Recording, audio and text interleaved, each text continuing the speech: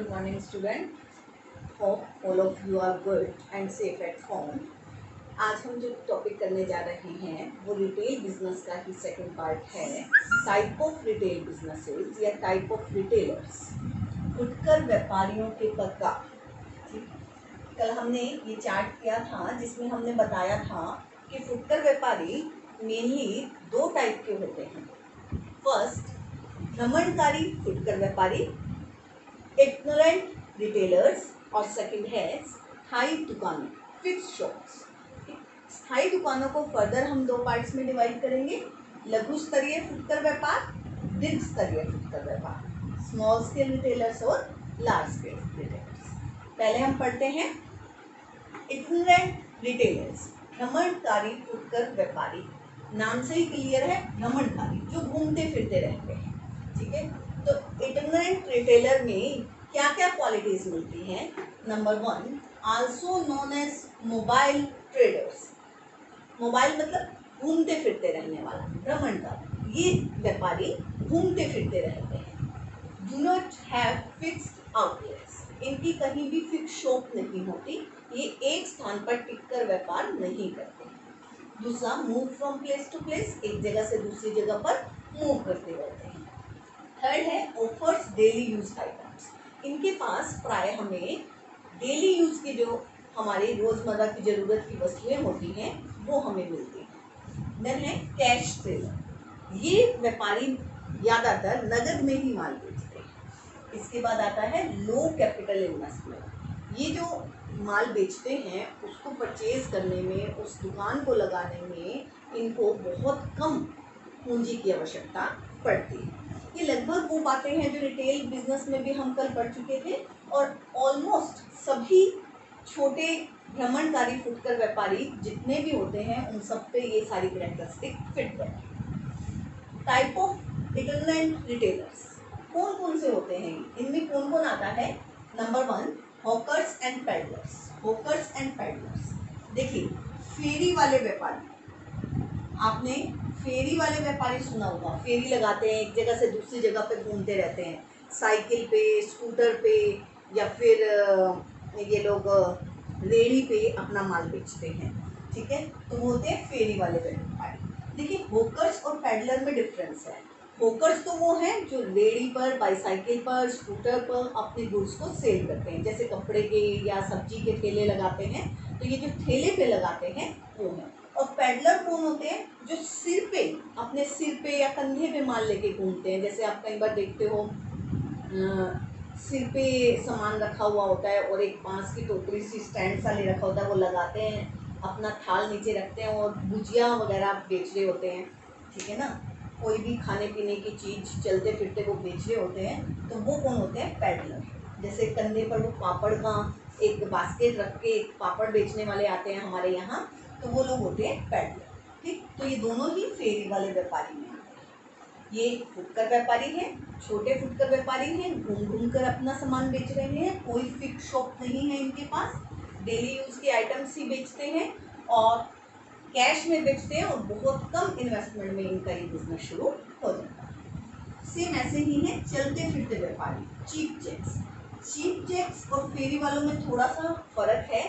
Cheap checks क्या करते हैं, किसी एक मोहल्ले में या किसी एक जगह पर थोड़े टाइम के लिए अपना डेरा डाल लेते हैं। जब उस लोकल एरिया की जो अपॉर्चुनिटी के चांसेस होते हैं वो कैश कर लेते हैं, मीन्स वहाँ जितनी वो सेल कर सकते थे वो कर लेते हैं, और अब उन्हें लगता है कि और यहाँ नहीं सेल होगी, या जिस पर्टिकुलर अवसर पर उन्होंने वो लगाई थी अपनी दुकान और वो टाइम पीरियड ख़त्म हो चुका है, तो उसके बाद ये कहीं और मूव कर जाते हैं। जैसे आप देखते हैं पर्टिकुलर कई बार कहीं पर्टिकुलर एरिया में किसी पर्टिकुलर फेस्टिवल को सेलिब्रेट किया जाता है, मेला लगता है, तो उस मेले में ये लोग अपनी दुकान लगाते हैं, 2 दिन 4 दिन वहाँ पे अपना सामान बेचते हैं और उसके बाद कहीं और मूव कर जाते हैं। ठीक, पटरी वाले व्यापारी। पटरी वाले व्यापारी क्या होते हैं? ये रोड साइड अपनी शॉप्स लगाते हैं, रोड के किनारे पर ये अपनी शॉप्स लगाते हैं, ठेला लगाते हैं और वहाँ पर अपनी वस्तुएं बेचते हैं। और ये जो रोड साइड व्यापारी होते हैं ये भी क्या है, प्राय दैनिक उपयोग की वस्तुएं ही बेचते हैं। और आते जाते वक्त आप कभी भी इनके पास से गुजर रहे हो, रोड के साइड पे आपको बैठे हुए मिल जाएंगे। आपको जो ज़रूरत का सामान चाहिए आप इनसे ले सकते हैं। आजकल आप देखते हैं कि जो क्रॉकरी की आइटम्स लगा के बैठे होते हैं, कुछ झाड़ू वगैरह लगा के बैठे होते हैं, और शूज़ वगैरह या हैंड बैग्स हो गई या टी शर्ट्स हो गई, ऐसे शॉप रोड के ना साइड्स पे लगा के बैठे होते हैं। डेली यूज़ की चीज़ें होती हैं, आप किसी भी टाइम आते जाते इजीली कन्वीनियंटली वो प्रोडक्ट परचेज कर सकते हैं उनसे। साप्ताहिक बाजार व्यवहार, वीकली मार्केट रेट। ये ट्रेडर क्या करते हैं, सप्ताह के किसी पर्टिकुलर डे पर एक जगह पर अपनी दुकान लगाते हैं। जैसे दिल्ली में ये ट्रेंड काफ़ी फेमस है, दिल्ली में भी, बॉम्बे में भी ये फेमस है। वहाँ पे संडे मार्केट लगती है, मंडे मार्केट लगती है, तो वहाँ पर बहुत सारे व्यापारी आपको रोड साइड मिलेंगे जो कि डेली यूज़ की गुड्स ही बेच रहे होते हैं। बहुत लो प्राइस पे, रिजनेबल प्राइस पे आपको आपकी ज़रूरत की वस्तुएं मिल जाती हैं। ठीक है, इनका पर्टिकुलर डे होता है, वीक के किसी एक पर्टिकुलर डे में पर्टिकुलर प्लेस पे ही ये अपनी शॉप लगाते हैं। तो ये थे आपके भ्रमणकारी फुटकर व्यापारी या इटिनरेंट रिटेलर्स। ठीक, hawkers and pedlar, cheap jacks, pavement traders, weekly market traders. अब है आपकी स्थायी दुकान। स्थायी दुकानों वाले फुटकर व्यापारी क्या है, वो एक जगह फिक्स बैठेंगे, वो अपनी जगह नहीं कभी भी चेंज करते, वो एक फिक्स जगह पर बैठते हैं। लेकिन इसे भी हमने फर्दर दो पार्ट्स में डिवाइड किया, small scale retailer and large scale retailer. Small scale retailer क्या है, जो थोड़ी लेवल पे काम, छोटे पैमाने पर काम करते हैं, उन्हें स्मॉल स्केल रिटेलर बोलते हैं। स्मॉल स्केल रिटेलर में कौन कौन है, general store, single product, single line store, wooden shop, second hand goods. तो सबसे पहला करते हैं हम जनरल स्टोर। जनरल स्टोर ये आप देखते हैं इनके पास डेली यूज़ की और थोड़ी अच्छी किस्म की वस्तुएं होती हैं। आपके घर के पास आपको जनरल स्टोर देखने को मिल जाएगा, जिसमें डेली यूज़ के जो भी ज़रूरतें हैं आपकी, साबुन है, शैम्पू है, और जो भी यूज़ की चीज़ें हैं वो सारी चीज़ें आपको इस जनरल स्टोर पे एक ही जगह पर मिल जाएगी। सिंगल प्रोडक्ट, सिंगल प्रोडक्ट में क्या होता है, ये ऐसी शॉप्स हैं जो कि एक ही प्रोडक्ट सेल करती है, एक ही प्रोडक्ट में डील करती हैं। जैसे कि बच्चों के कपड़े की दुकान है तो सिर्फ बच्चों के कपड़े ही मिलेंगे। हाँ, वहाँ बच्चों की हर एज के लिए कपड़े मिल जाएंगे, 2 से 4 साल के लिए, उससे भी छोटे, उससे बड़े, सभी बच्चों के लिए कपड़े मिल जाएंगे, लेकिन सिर्फ और सिर्फ बच्चों के ही कपड़े मिलेंगे। ठीक, तो ये फुटकर व्यापारी भी एक फिक्स शॉप खोलकर बैठे। Single line store, single line store क्या होता है, अब सिंगल लाइन स्टोर का मतलब है एक प्रोडक्ट लाइन। एक प्रोडक्ट लाइन जैसे हमने गारमेंट ही ले लिया, गारमेंट लिया तो गारमेंट में इनके पास आपको सभी तरह के गारमेंट मिलेंगे, चाहे वो बच्चों के हैं, चाहे वो लेडीज़ के हैं, चाहे वो जेंट्स के हैं, सभी के लिए गारमेंट्स मिलेंगे। सिंगल प्रोडक्ट में सिर्फ बच्चों के गारमेंट्स थे। सिंगल लाइन स्टोर में हम एक प्रोडक्ट लाइन सेलेक्ट कर लेते हैं। प्रोडक्ट लाइन में हमने गारमेंट सेलेक्ट किया तो आपको हर तरह के गारमेंट यहाँ मिलेंगे, चाहे वो मैन के लिए हो, वुमेन के लिए हो, गर्ल्स के लिए, बॉयज़ के लिए, सबके लिए आपको प्रोडक्ट मिलेंगे। लकड़ी के खोखे, आपने देखा होगा कई बार रोड साइड में लकड़ी की छोटी सी शॉप से खोखा सा बना हुआ होता है, वो भी आपके स्मॉल स्केल रिटेलर के अंदर आते हैं। फॉर एग्जांपल आपने पान की दुकानें देखी होंगी, चाय की दुकानें देखी होंगी, और ज़्यादातर आजकल वीटा के बूथ, लक्ष्य के बूथ देखे होंगे आपने, जहाँ पर दूध, मक्खन, घी वगैरह आपको अवेलेबल होता है। तो ये वुडन शॉप्स आपकी स्मॉल स्केल रिटेलर के अंदर आती हैं, जो कि कैश में सेल करती हैं और थोड़ी सी इन्वेस्टमेंट से ही ओपन हो जाती है। Second hand good shop, second hand good shop का भी काफ़ी ट्रेंड है आजकल। ये उन लोगों के लिए बनाई जाती हैं जो फर्स्ट हैंड गुड्स नहीं खरीद सकते, ज़्यादा कैपेसिटी नहीं है, ज़्यादा परचेजिंग पावर नहीं है, तो वो लोग क्या करते हैं, जो यूज़ की हुई चीज़ें हैं उनको अपनी शॉप पे रखते हैं और फिर दोबारा से पुरानी चीज़ों को बेच देते हैं। पुरानी चीज़ों को बेचते हैं तो जो व्यक्ति नई चीज़ें नहीं खरीद सकते, जिनकी परचेजिंग कैपेसिटी, क्रय करने की क्षमता जो है वो कम है, तो वो लोग सेकेंड हैंड गुड शॉप से गुड्स परचेज करेंगे। वो लोग सेकेंड हैंड गुड शॉप से गुड्स परचेज कर सकते हैं। ऐसी किताबों की दुकानें भी मिल जाएंगी आपको, कपड़ों की दुकानें भी मिल जाएंगी, अदर गुड्स की शॉप्स भी आपको मिल जाएंगी देखने को, जो कि सेकेंड हैंड गुड्स परचेज करती हैं। इसके बाद है large scale retailers. Large scale retailers में हमारे आते हैं departmental store, malls, chain store, mail order business, consumers cooperative stores. ये सारे हमारे किस में आते हैं? लार्ज स्केल रिटेलर्स में। विभागीय भंडार, मॉल्स, श्रृंखलाबद्ध दुकानें हैं, डाक द्वारा व्यापार है, उपभोक्ता सहकारी भंडार। अब हम इनके बारे में डिटेल से पढ़ें।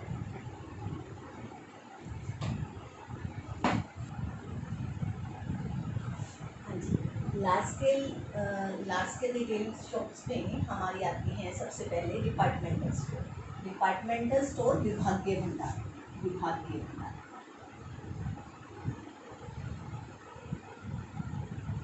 हाँ जी, क्या होता है departmental store?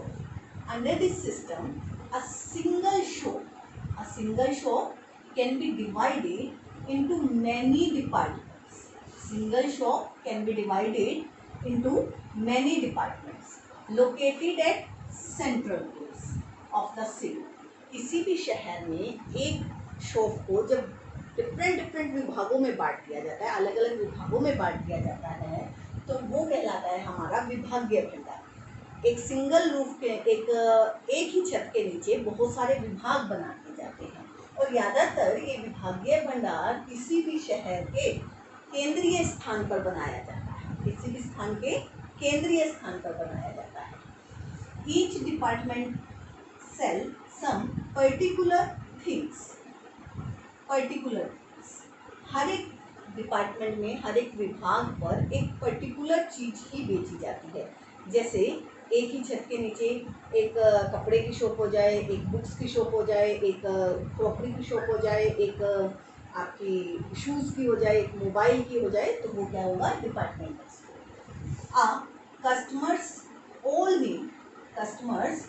all needs met and they do not have to go other shops. Means एक कस्टमर, एक ग्राहक जिसे जो सामान चाहिए, वो जब डिपार्टमेंटल स्टोर में जाता है तो उसकी हर तरह की ज़रूरत वहाँ पूरी हो जाती है। हर तरह की शॉप एक ही जगह पर अवेलेबल है, उसे अलग अलग जगह जाकर अपनी चीज़ें खरीदने की ज़रूरत नहीं है। कस्टमर्स ऑल नीड मेट, उसकी सारी ज़रूरतों का ज़रूरत वहीं पे पूरी हो जाती है, सेटिस्फाई हो जाती है। Usually found in big city, ये ज़्यादातर कहाँ मिलती है? बिग सिटीज़ में मिलती है। और गुड क्वालिटी प्रोडक्ट यहाँ पर अवेलेबल होते हैं, इसलिए क्योंकि प्रोडक्ट की क्वालिटी अच्छी होती है, इसलिए प्राइजेस थोड़े से हाई होते हैं। हाँ जी, सबसे मेन बात है कि इनकी जो मैनेजमेंट है, management of all these departments is in the hands of a single person और ऑर्गेनाइजेशन। मैनेजमेंट एक सिंगल पर्सन और ऑर्गेनाइजेशन के हाथ में, ठीक है। मीन्स डिपार्टमेंटल स्टोर एक कोई ऑर्गेनाइजेशन खोल रही है या कोई एक पर्सन खोल रहा है, फिर उसने आगे अलग अलग चीज़ों की शॉप्स खुलवाई है। तो डिपार्टमेंटल स्टोर या विभागीय भंडार आपको समझ आ गया होगा। जब आपको इसके फीचर्स लिखने हो, कैरेक्टरिस्टिक विशेषताएं लिखनी हो, तो आप इन्हीं बातों को लाइन में लिख सकते हैं कि एक सिंगल शॉप में एक ही दुकान में बहुत सारे विभाग होते हैं। नंबर 2, ये शहर के केंद्रीय स्थान पर खोली जाती है। नंबर 3, हर एक विभाग पर एक विशेष प्रकार की वस्तु मिलती है। नंबर 4, यहाँ पर उपभोक्ता की सभी ज़रूरतें पूरी हो जाती हैं। नंबर 5, आप कह सकते हैं कि यह बड़े शहरों में पाई जाती है। नंबर 6, यहाँ पर अच्छी किस्म की वस्तुएं मिलती हैं। नंबर 7, उनका प्राइजेस हाई होता है, इसलिए आप कह सकते हैं कि ये हाई इनकम ग्रुप के लिए बनाए जाते हैं, ठीक है। हाई इनकम ग्रुप के लिए बनाए जाते हैं। और नंबर 8 में आप ये लिख सकते हैं कि इनका जो प्रबंध है वो एक ही व्यक्ति के द्वारा या किसी एक संस्था के द्वारा किया जाता है। मतलब यहाँ केंद्रीकरण, इसके मैनेजमेंट और कंट्रोल में केंद्रीकरण पाया जाता है। और एक और बात, अगर एडवर्टाइजमेंट की बात की जाए, विज्ञापन की बात की जाए, तो एक ही विज्ञापन से सभी विभागों का विज्ञापन हो जाता है। जब हम अपने डिपार्टमेंटल स्टोर विभागीय भंडार के लिए विज्ञापन करते हैं तो उसके अंदर आने वाले सभी विभागों का विज्ञापन अपने आप हो जाता है। तो एक सेंट्रलाइज्ड, केंद्रीकृत विज्ञापन की जरूरत है, अलग अलग विज्ञापन की जरूरत नहीं है। तो इस तरीके से आप इसकी विशेषताएं लिख सकते हैं। इसी एक डेफिनेशन से सभी विशेषताएं आ जाएगी। और इसी एक डेफिनेशन से क्वेश्चन में अगर आपसे मेरिट और डीमेरिट पूछी जाए, एग्जाम में कई बार पूछा जाता है मेरिट और demerits, advantage and disadvantage, pros and cons, लाभ और हानियां पूछी जाए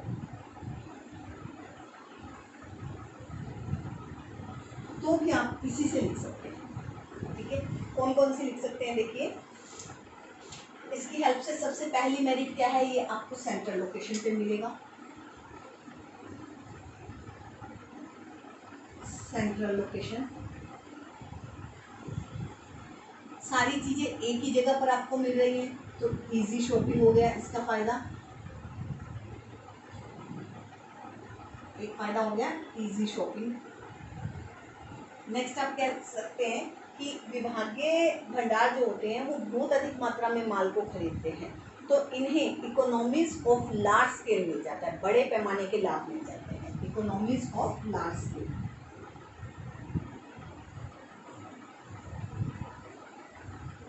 इकोनॉमीज ऑफ लार्ज स्केल। हाँ जी, एक हमने कहा मैनेजमेंट एक ही व्यक्ति के हाथ में या एक संस्था के पास है, तो फिर एफिशिएंट मैनेजमेंट होगा।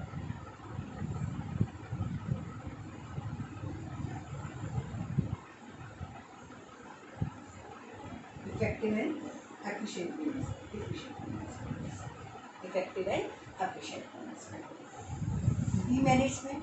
डीमेरिट्स में देखिए हाई इन्वेस्टमेंट,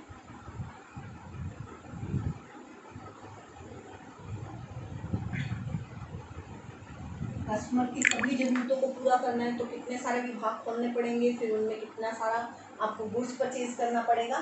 तो इस तरह के डिपार्टमेंटल स्टोर को खोलने में बहुत अधिक लागत आती है, बहुत अधिक पूंजी की जरूरत होती है। ठीक है, बहुत अधिक विनियोग की जरूरत होती है।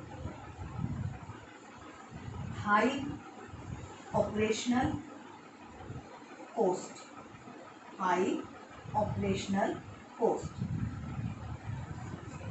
ऑपरेशनल कॉस्ट क्यों अधिक होती है? क्योंकि देखो, हमने इसमें एक विभागीय भंडार में बहुत सारे विभाग खुले हुए हैं और हर एक विभाग पर एक स्पेशल टाइप की वस्तु मिल रही है, तो उसे बेचने के लिए एक विक्रेता को भी अपॉइंट किया जाता है। वो जो विक्रेता होता है वो प्रोफेशनल होता है, एक्सपर्ट होता है, कुशल विक्रेताओं के माध्यम से बेचा जाता है माल को। तो इतने सारे विक्रेता आपको अपॉइंट करने पड़ेंगे तो आपकी ऑपरेशनल कॉस्ट ऑटोमेटिकली बढ़ जाएगी। मैनेजमेंट के लिए भी आपको प्रोफेशनल्स अपॉइंट करने पड़ेंगे, तो उससे आपका संचालन का जो व्यय है वो क्या हो जाएगा, अधिक हो जाएगा। इसके अलावा आप कह सकते हैं कि हाई प्राइस है, यहाँ एक कमी इसकी ये भी है, मैंने कहा कि अच्छी क्वालिटी का प्रोडक्ट सेल करते हैं। ठीक है, और काफ़ी ज़्यादा हाई इनकी इन्वेस्टमेंट है, हाई ऑपरेशनल कॉस्ट है, तो यहाँ पे गुड्स के जो प्राइजेस होते हैं वो भी हाई होते हैं। इसके अलावा कह सकते हैं हाई रिस्क,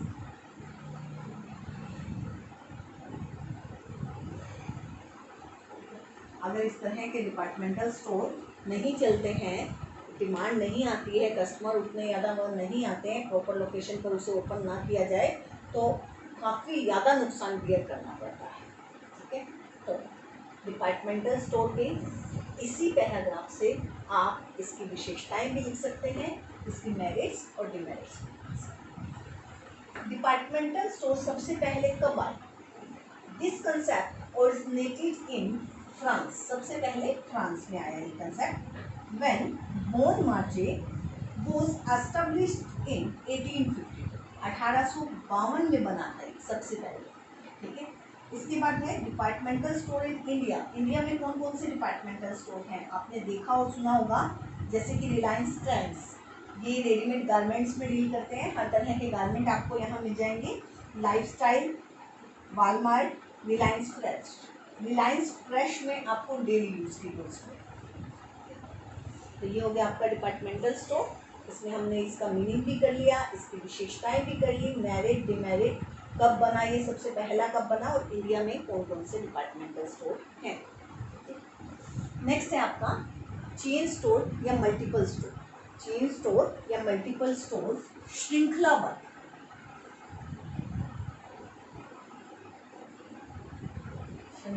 दुकानें या फिर कह सकते हैं बहुसंख्यक दुकान।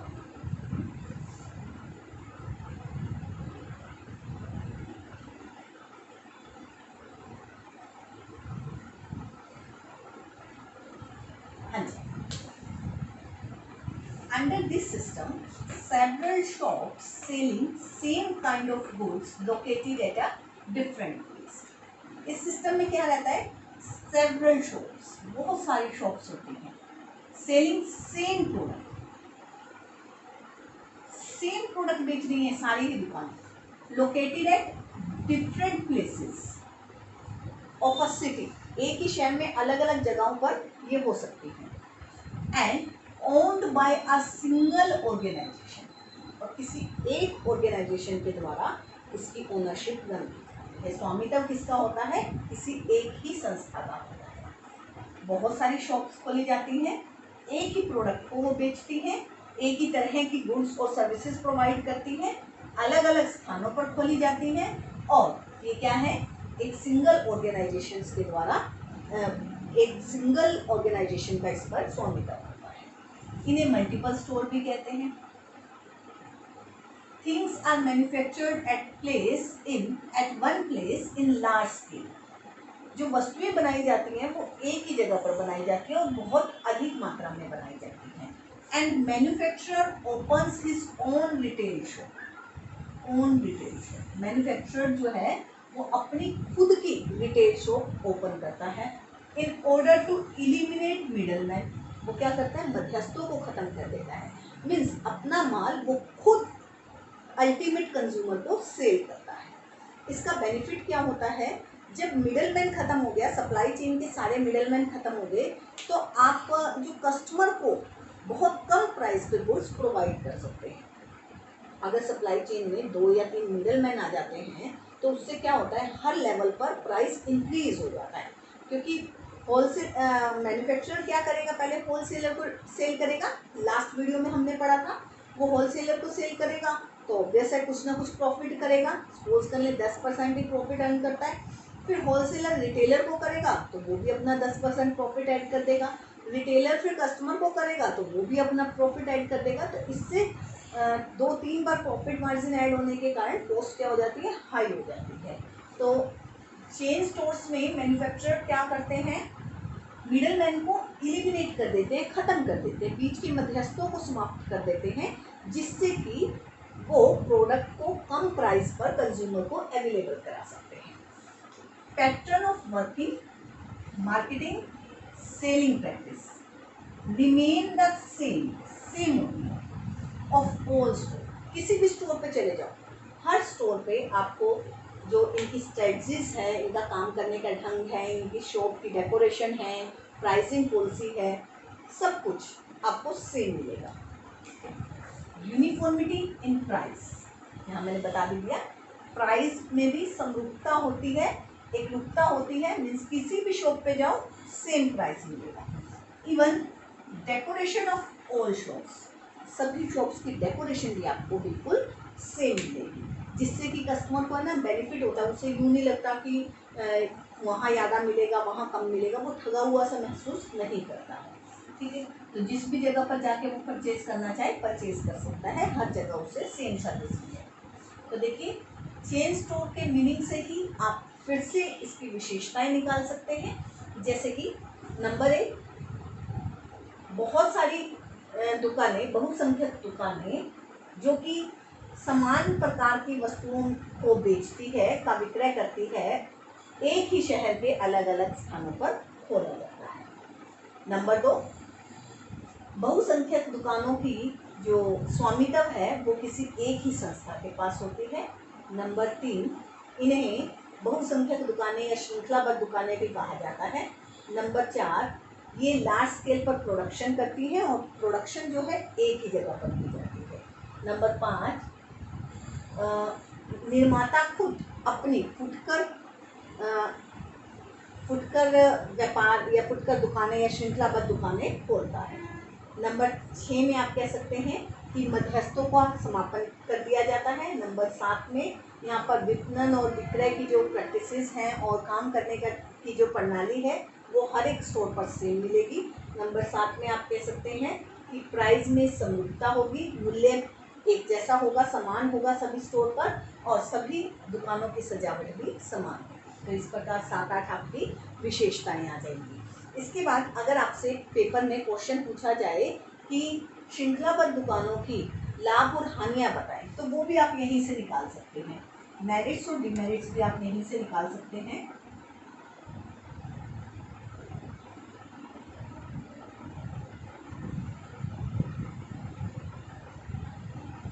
देखिए मेरिट्स में क्या है आपकी, मेरिट्स में आपकी सबसे पहले तो इकोनॉमीज ऑफ लार्ज स्केल, हमने यहाँ भी पढ़ा था और यहाँ भी आ जाएगा।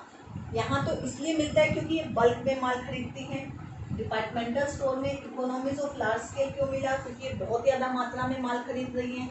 ज़्यादा मात्रा में माल खरीदने के कारण इन्हें डिस्काउंट मिलेगा। बट यहाँ तो मैन्युफैक्चरर खुद बना रहा है, जब वो बहुत अधिक मात्रा में प्रोडक्शन करेगा तो भी उसे क्या मिलेगी, इकोनॉमीज ऑफ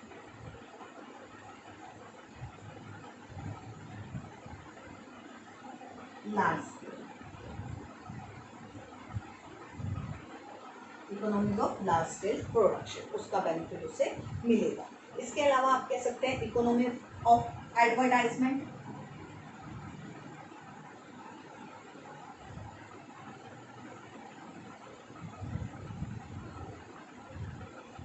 देखिए एक ही ऑर्गेनाइजेशन के अंडर है, एक ही ऑर्गेनाइजेशन की। फॉर एग्जांपल ले लो बाटा, बाटा इसका बेस्ट एग्जांपल है, ठीक है। तो एक ऑर्गेनाइजेशन बाटा है, बाटा जब अपनी ऐड करेगा तो उसके स्टोर शहर में कहीं पर भी हों, कई शहरों में होते हैं, तो उस सभी शहरों में उसके प्रोडक्ट की ऐड एक ही बार में हो जाती है। तो विज्ञापन में हेल्प मिलती है, विज्ञापन इन्हें सस्ता पड़ता है, इकोनॉमीज ऑफ एडवर्टाइजमेंट आ गई। इसके बाद देखिए जब कंट्रोल एक ही पर्सन के हाथ में है और सब जगह यूनिफॉर्मिटी है, उसी हिसाब से चल रहा है, तो जो मैनेजमेंट है वो आसान हो जाती है, सुपरविजन आसान हो जाता है, तो इफेक्टिव कंट्रोल आ जाएगा।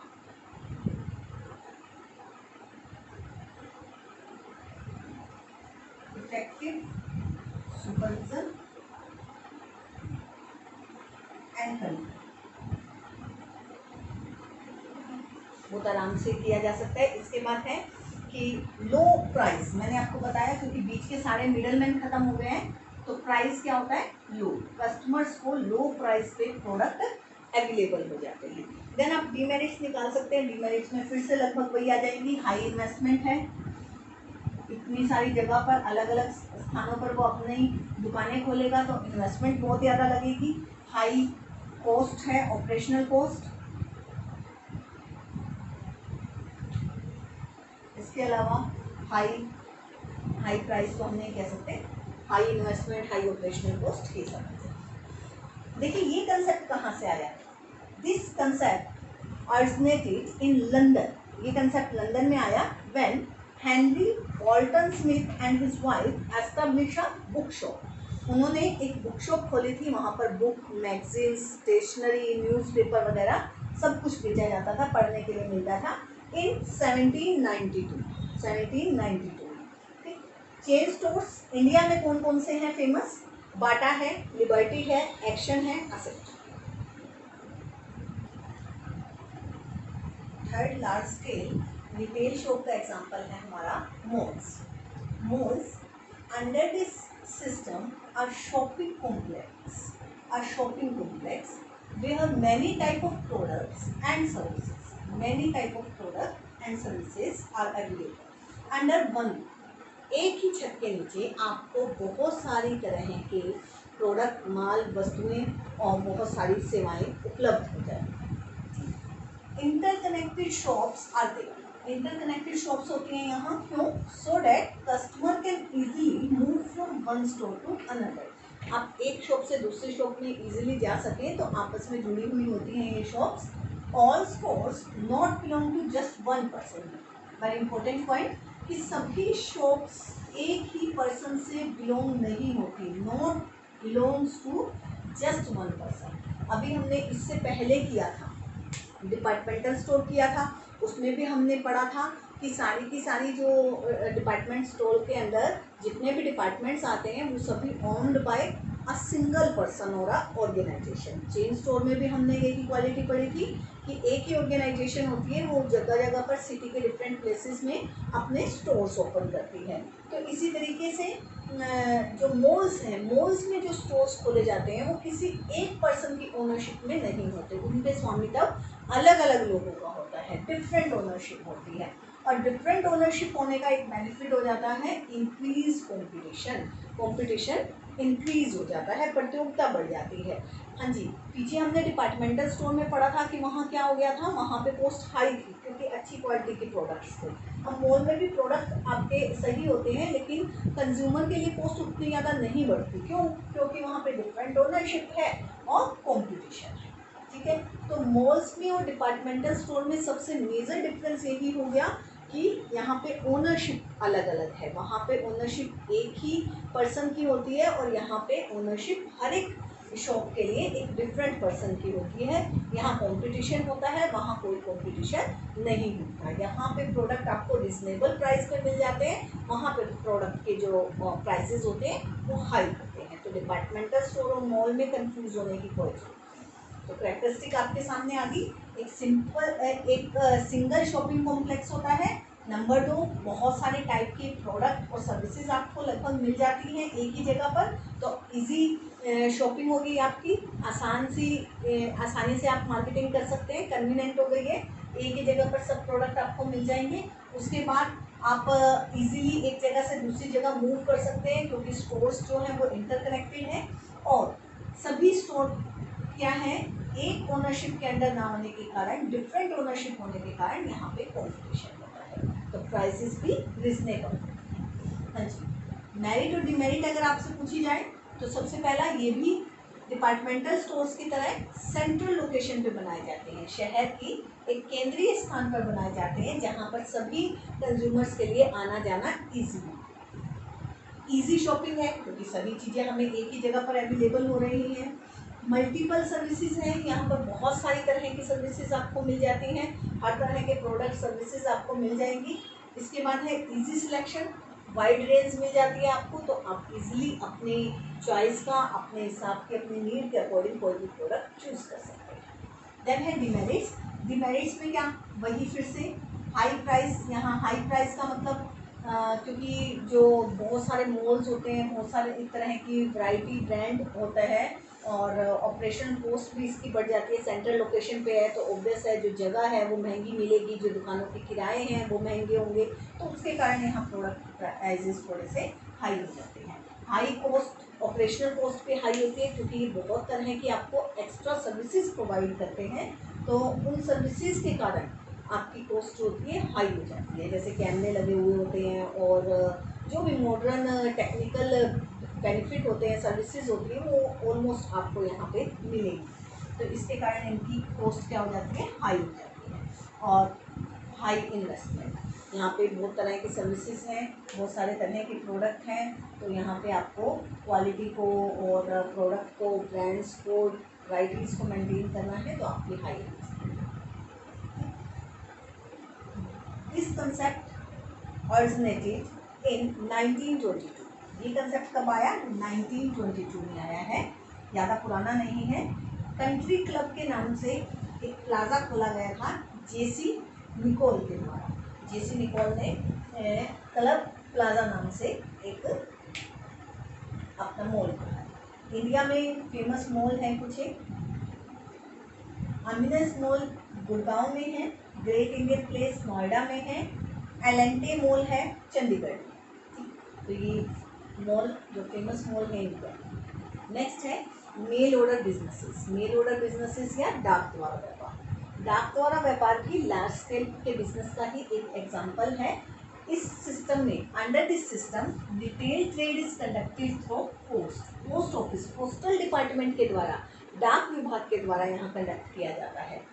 फार अवे कंज्यूमर्स कौन है कि मैन्युफैक्चरर तो एक जगह पर प्रोडक्ट को प्रोड्यूस कर रहा है और कस्टमर कहाँ है, अपने देश के विभिन्न कोनों में फैले हुए हैं। तो उस केस में जो फार अवे कस्टमर्स हैं वो purchase goods through mail, goods कहाँ से परचेज करेंगे, मेल के through, purchase goods through mail from producers directly. यहाँ पे गुड्स कंज्यूमर सीधा मेल के द्वारा किससे खरीदेगा, प्रोड्यूसर से खरीदेगा। नो नीड ऑफ मिडलमैन, कोई मिडलमैन नहीं है बीच में, कोई होलसेलर रिटेलर नहीं है। प्रोड्यूसर से गुड्स सीधा किसके पास जा रही है, कंज्यूमर के पास। Consumer are introduce to the goods through advertisement. अब यहाँ ये बात आती है कि कंज्यूमर को प्रोडक्ट की नॉलेज कहाँ से मिलेगी, तो प्रोड्यूसर एडवर्टाइजमेंट करेगा, वो विज्ञापन देगा, अपने प्रोडक्ट के बारे में बताएगा और उसी से कंज्यूमर को नॉलेज मिलेगी। और फिर interested consumer place their order through postal department, postal department के थ्रू वो अपना ऑर्डर प्लेस कर देंगे और उन्हें फिर उनके प्रोडक्ट घर पर ही मिल जाएंगे। और पेमेंट कैसे की जाती है, वीपीपी, वीपीपी मतलब valuable payment post, valuable payment post, ठीक है। जब आपको प्रोडक्ट मिल जाएगा तो प्रोडक्ट मिलने के बाद आपको उन्हें पेमेंट करनी पड़ेगी, पोस्ट ऑफिस में ही पेमेंट करनी पड़ेगी, फिर पोस्ट ऑफिस आगे प्रोड्यूसर को पेमेंट करेगा। मेल ऑर्डर बिजनेस आज के टाइम में जस्ट लाइक ऑनलाइन शॉपिंग है, ठीक है ना, जस्ट लाइक ऑनलाइन शॉपिंग है। प्रोड्यूसर अपने प्रोडक्ट की ऐड दे देता है आपको साइट्स पे, डिफरेंट साइट्स पे, आप वहाँ से चूज़ करते हैं और फिर उन्हें या तो एडवांस पेमेंट करते हैं या फिर कैश ऑन डिलीवरी। जब आपके पास आपका प्रोडक्ट आ जाता है तो फिर आप उसकी पेमेंट कर देते हैं। तो ये जस्ट क्या है, ऑनलाइन शॉपिंग की तरह है। पहले ये सब काम पोस्टल डिपार्टमेंट के विभाग के द्वारा किया जाता था और अब यही ऑनलाइन शॉपिंग आप डायरेक्ट प्रोड्यूसर से गुड्स को मंगवा सकते हैं।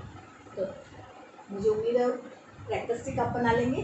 देन मेरिट और डिमेरिट में भी अगर हम देखें तो लो ऑपरेशनल कॉस्ट, कोई शॉप नहीं खोलनी, कोई दुकान खोलने की ज़रूरत नहीं, दुकानों में माल भरने की ज़रूरत नहीं है, सीधा कस्टमर को आप सेव कर रहे हैं। लो इन्वेस्टमेंट, जब आपने दुकानें नहीं खोली, वहाँ पे कोई पर्सन अपॉइंट नहीं किया, अपॉइंटमेंट नहीं दी, किसी को जॉब नहीं दी आपने, ना ही वहाँ पे और तरह के स्टॉक करने की ज़रूरत है, तो इन्वेस्टमेंट आपकी बहुत कम होती है।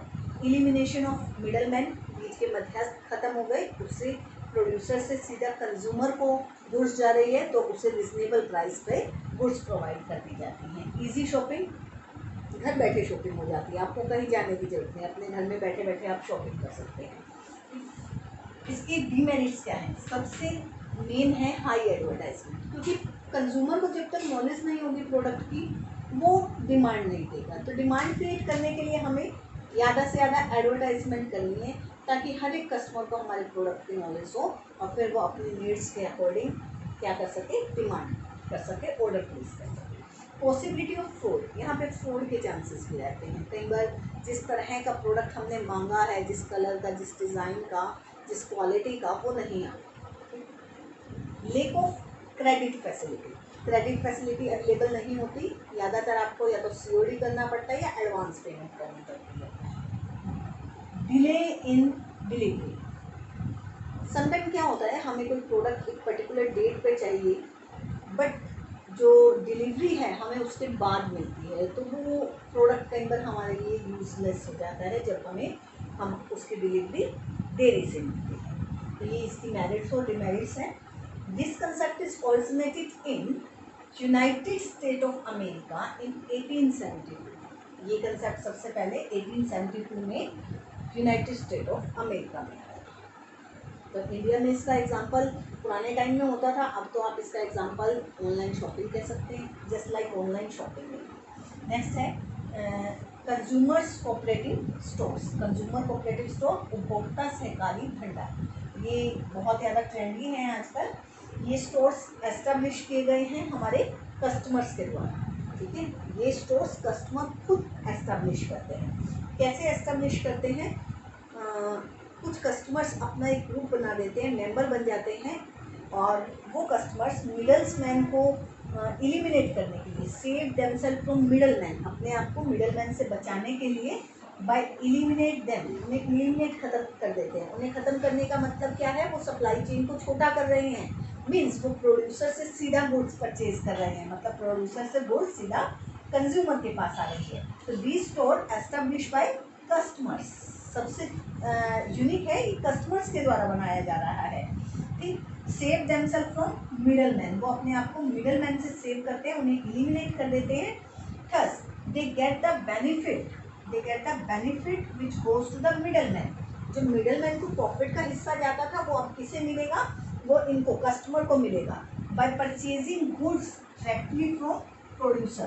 कैसे मिलेगा? क्योंकि वो सीधा प्रोड्यूसर से गुड्स खरीदेंगे, तो प्रॉफिट मार्जिन जो मिडल मैन के पास जाता था वो कम हो जाएगा।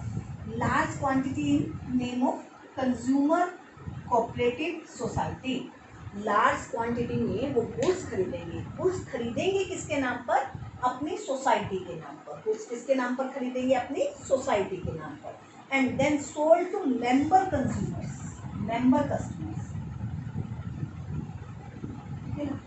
अपने मेंबर कंज्यूमर्स को वो सेल करते हैं, किस पर? लो प्राइस पर। किस पर? लो प्राइस पर। इसके बाद वो अपनी गुड्स किसको सेल कर देंगे? मेंबर कस्टमर्स को सेल कर देंगे लो प्राइस पर।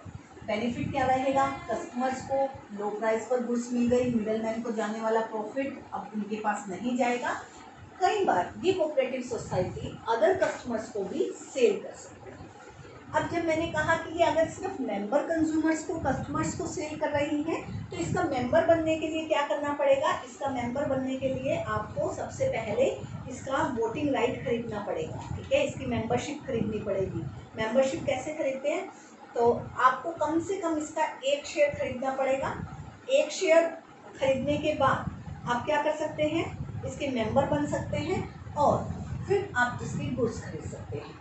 इसमें वोटिंग राइट भी प्रोवाइड किया जाता है। जो इसकी मैनेजमेंट के लिए सदस्य चुने जाते हैं उसके लिए वोटिंग कराई जाती है, और वोटिंग के अकॉर्डिंग जो सदस्य चुने जाते हैं वो परचेजिंग सेलिंग का काम करते हैं। इसके अलावा जो प्रॉफिट होता है, अगर बाहर के कस्टमर्स को भी ये सेल कर रहे हैं तो जो प्रॉफिट होता है वो प्रॉफिट इसके मेंबर्स में बराबर बांट दिया जाता है। वो प्रॉफिट इसके मेंबर्स में बराबर बांट दिया जाता है। तो अब इसकी मेरिट्स डिमेरिट्स भी आप कह सकते हैं, लगभग इसकी तरह हैं, मेल ऑर्डर बिजनेस की तरह। लो ऑपरेशनल कॉस्ट है, लो इन्वेस्टमेंट है, जितनी ज़रूरत है, जितने कस्टमर है, मेंबर कस्टमर, उनकी रिक्वायरमेंट है उतना ही माल खरीदा जाता है। उसे ज़्यादा टाइम तक स्टोर नहीं करना होता, परचेजिंग के बाद वो कस्टमर को ही इमीडिएटली सेल कर दिया जाता है। ज़्यादा लंबे समय तक नहीं स्टोर करना पड़ता, मिडल मैन एलिमिनेट हो जाते हैं और अपनी ही सोसाइटी में, अपने ही आसपास ही मिल जाता है, तो इजी शॉपिंग हो जाती है। ठीक, और डीमेरिट्स में आप कह सकते हैं कई बार जो इसके मेंबर कस्टमर्स होते हैं उनमें डिस्प्यूट हो जाता है। उनमें डिस्प्यूट होने के कारण ये कोऑपरेटिव सोसाइटी के बेनिफिट हमें नहीं मिलता। तो होप आपको आज सारे रिटेलर्स के जो टाइप हैं वो क्लियर होते होंगे। Thank you.